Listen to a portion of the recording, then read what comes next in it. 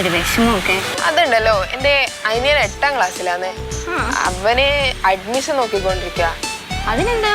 അവനാണെങ്കിൽ technical school തന്നെ വേണമെന്നേ. നോക്കിയിട്ടൊന്നും അങ്ങോട്ട് ശരിയാവുന്നില്ല. അത്രേ ഉള്ളൂ. അതിനല്ലേ നമുക്കിപ്പോ ഗൂഗിളും യൂട്യൂബും ഇൻസ്റ്റാഗ്രാമും എല്ലാം ഉണ്ടല്ലോ. ചേട്ടാ ഒന്നിങ്ങ വന്നേ. ചേട്ടാ, അതെ, ഇവളുടെ അനിയന് ടെക്നിക്കൽ സ്കൂളിൽ ഒരു അഡ്മിഷൻ വേണം.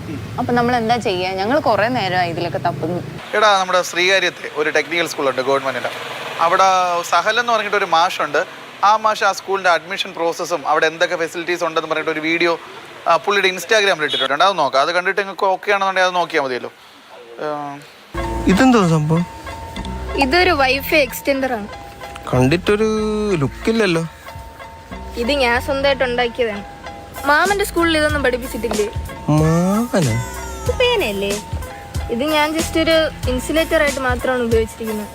ഞങ്ങളുടെ കൂട്ടുകാര് ഇതിലും കൂടുതൽ ഉപകരണങ്ങൾ ഉണ്ടാക്കിയിട്ടുണ്ട്. നിങ്ങൾക്കത് കാണണോ? ഇവനാർടാ? എഡിസണാ?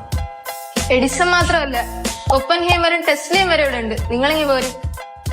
ടെക്നിക്കൽ സ്കൂളുകളിൽ എന്തൊക്കെയാണ് പഠിപ്പിക്കുന്നതെന്നും അവിടുത്തെ മറ്റുള്ള കാര്യങ്ങളെക്കുറിച്ചും ആർക്കും പൊതുവെ വലിയ ധാരണയൊന്നുമില്ല. അതുകൊണ്ടാണ് സഹൽമാഷ് സ്കൂളിലെ കുട്ടികളുടെ കണ്ടുപിടുത്തങ്ങളൊക്കെ ഉൾപ്പെടുത്തി ഒരു പരസ്യ വീഡിയോ ചെയ്തത്. പ്രാക്ടിക്കലി ഒരുപാട് നോളജ് അവർക്ക് ഈ സിലബസിൽ നിന്ന് കിട്ടുന്നുണ്ട്.